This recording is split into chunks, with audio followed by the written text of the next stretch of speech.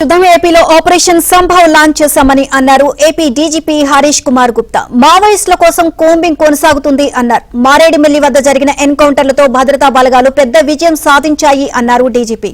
మరోవైపు మావోయిస్టుల ఆచూకీ విషయంలో ఏపీ హైకోర్టులో దాఖలైన హేబియస్ కార్పస్ పిటిషన్ పై విచారణ జరిగింది. అయితే దేవ్జీ, మల్ల రాజిరెడ్డి తమ వద్ద లేరు అని క్లారిటీ ఇచ్చారు.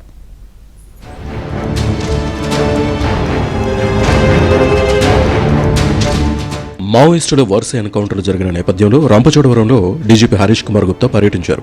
స్వాధీనం చేసుకున్న ఆయుధాలను పరిశీలించారు. ఎన్కౌంటర్లతో భద్రతా బలగాలు పెద్ద విజయం సాధించాయన్నారు. వచ్చే ఏడాది మార్చి నాటికి దేశాన్ని మావోయిస్టు రహితంగా తీర్చిదిద్దుతామని డీజీపీ ప్రకటించారు.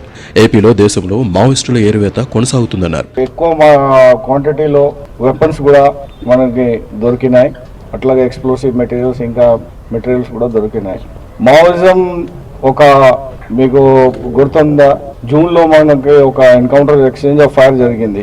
ఎక్స్చేంజ్ ఆఫ్ ఫైర్ లో ఇంపార్టెంట్ కార్డర్ కూడా చనిపోయినారు. అప్పుడు కూడా చెప్పాము, మీరు బయటికి వచ్చి సరెండర్ చేయండి, లేకుంటే మేము న్యూట్రలైజ్ చేస్తాము.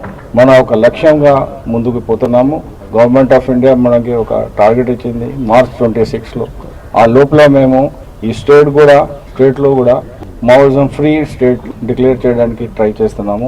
దాదాపు అన్నీ అయిపోయినాయి. డెవలప్మెంట్ రావాలంటే వైలెన్స్ కి ఈ స్టేట్ లో, ఏ సొసైటీలో ఏ ప్లేస్ లేదు. ఆపరేషన్ కంటిన్యూ అవుతుంది. మావోయిస్టు అగ్రనేత తిప్పిరి తిరుపతి అలియాస్ దేవ్జీ పోలీసుల అదుపులో ఉంటే కోర్టులో ప్రవేశపెట్టాలని కుటుంబ సభ్యులు కోరుతున్నారు. దేవ్జీ, తిప్పిరి తిరుపతి అలియాస్ దేవ్జీ మా సొంత అన్నయ్య. ఇతని గురించి ఈరోజు రకరకాల ఊహాగానాలు మీడియాలో పోలీసు అదుపులో ఉన్నాడు దేవ్జీ అని, కొన్ని ఛానళ్లలో ఎన్కౌంటర్ అయిందని వార్తలు వస్తున్నాయి. ఈ వార్తలు వినడం ద్వారా మేము బాగా కలత చెందుతున్నాము, ఆందోళనకు గురవుతున్నాము. పోలీసులు కానీ ప్రభుత్వాలు కానీ నక్సల్స్ ఎవరైనా ఉంటే వాళ్ళు జనజీవన స్రవంతిలో కలవాలి, మేము వారిని ఆహ్వానిస్తున్నామని చెప్తున్నారు. వాళ్ళు నిజంగానే దేవ్జీ కనుక పోలీసు అదుపులో ఉంటే అతన్ని కోర్టులో హాజరుపరచాలని నేను రిక్వెస్ట్ చేస్తున్నాను. అతను ఇంటికి రావాలని కోరుకుంటున్నాను. మరోవైపు మావోయిస్టు అగ్రనేతలు దేవ్జీ, మల్ల రాజిరెడ్డిని కోర్టులో హాజరుపరిచేలా పోలీసులను ఆదేశించాలంటూ హెబియస్ కార్పస్ పిటిషన్ దాఖలైంది. దేవ్జీ తమ్ముడు తిప్పిరి గంగాధర్, మల్ల రాజిరెడ్డి కుమార్తె స్నేహలత ఈ పిటిషన్ వేశారు. అయితే వారు తమ దగ్గర లేరని ఏపీ హైకోర్టుకు పోలీసులు తెలిపారు. అరెస్ట్ చేసిన మావోయిస్టులను తాము ఇప్పటికే సంబంధిత మెజిస్ట్రేట్ల ముందు హాజరుపరిచామన్నారు. కానీ దేవ్జీ, మల్ల రాజిరెడ్డి పోలీసుల వద్దే ఉన్నారని పిటిషనర్ తరపు లాయర్ వాదించారు. మావోయిస్టు కీలక నేతలు తమ ఆధీనంలో ఉన్నారని పోలీసులు ప్రెస్ స్టేట్మెంట్ ఇచ్చారని గుర్తు చేశారు. అయితే ఆధారాలు ఇవ్వాలని హైకోర్టు ఆదేశించింది. ఆ స్టేట్మెంట్ ను కోర్టు ముందు ఉంచుతామని పిటిషన్ తరపు న్యాయవాది వివరించారు. దీంతో కేసు విచారణను హైకోర్టు శుక్రవారానికి వాయిదా వేసింది.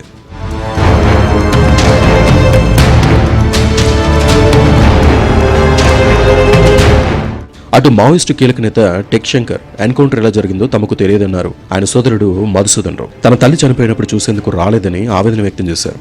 మొన్న ఎన్కౌంటర్ చేశారని పోలీసులు మాకు ఇన్ఫర్మేషన్ ఇచ్చారండి.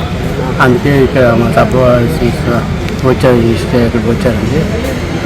అది వేళ బాడీ ఇస్తామన్నారు, దాన్ని తీసుకోవడానికి వచ్చాము. మాకు మనిషి బతుకున్నట్లు మాకు ఇక్కడ ఉంటే మేము ఆనందపడేవాళ్ళండి. మా అమ్మ మొన్నే చనిపోయింది.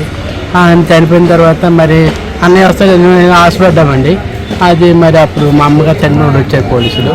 వచ్చేటప్పుడు మీరు ఎవరిపోతారు ఏదైనా అన్నారు, మరి తెలీదు. మరి ఇప్పుడేమీ వస్తే బాగండి, మరి కాలేదు. మరి ఏం చేస్తాము, ప్రభుత్వం వాళ్ళ ఇష్టం, వాళ్ళ రాజ్యం, వాళ్ళు ఏది చెప్తే అదే కదా. ఇప్పుడు కూడా బాడీ ఇస్తే తీసుకెళ్ళిపోతాం. లేదండి. మావోయిస్టు అగ్రనేత హెడ్మా, ఆయన భార్య రాజే మృతదేహాలను పోలీసులు ఛత్తీస్గఢ్ తరలించారు. రంపచోడవరం ఏరియా ఆసుపత్రిలో మరికొందరు నక్సల్స్ మృతదేహాలకు పోస్టుమార్టం జరుగుతోంది. ఈ నెల 18, 19న మారేడుమిల్లి దగ్గర వరుస ఎన్కౌంటర్లు జరిగాయి. ఇందులో 13 మంది మావోయిస్టులు మృతి చెందారు.